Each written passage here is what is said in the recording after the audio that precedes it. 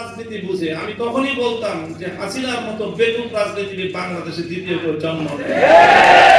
70 বছরের আওয়ামী লীগকে বাংলাদেশ থেকে ধ্বংস করে দিয়ে গিয়েছে শেখ হাসিনা।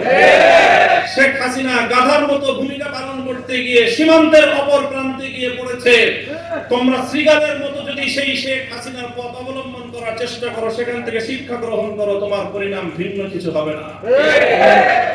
ক্ষমতার মসনদে বসলে জনগণকে খুব ক্ষুদ্র মনে হয় না? ক্ষমতার মসনদে বসে শুনেছিলাম ইঁদুর নাকি নিজেকে সিংহের মতো পাবে। আজকে বিএনপির অবস্থা দেখে মনে হচ্ছে তারা ক্ষমতার মসনদে বসার পর জনগণকে তারা ইঁদুর আর নিজেদেরকে সিংহের মতো ভাবছে। আমরা পরিষ্কার ভাষায় বলি, জনগণকে সম্মান করতে শিখো।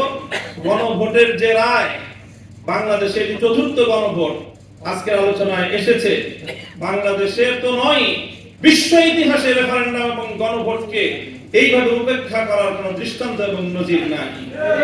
এই নতুন নজির সাব্যস্ত করে, নতুন নজির স্থাপন করে নিজেদেরকে ইতিহাসের আস্থা করে নিক্ষেপ করবেন না। শহীদ জিয়াউর রহমান, বেগম খালেদা জিয়ার বিএনপির প্রতি আমাদের এটা সর্বশেষ শুভকামনা। এরপরও যদি আমাদের আর কিছু বলতে হয়, আন্দোলনের মাঠে কথা হবে, রাজপথে আমরা তোমাদেরকে মোকাবেলা করব ইনশাআল্লাহ। আপনাদের সকলকে অসংখ্য ধন্যবাদ।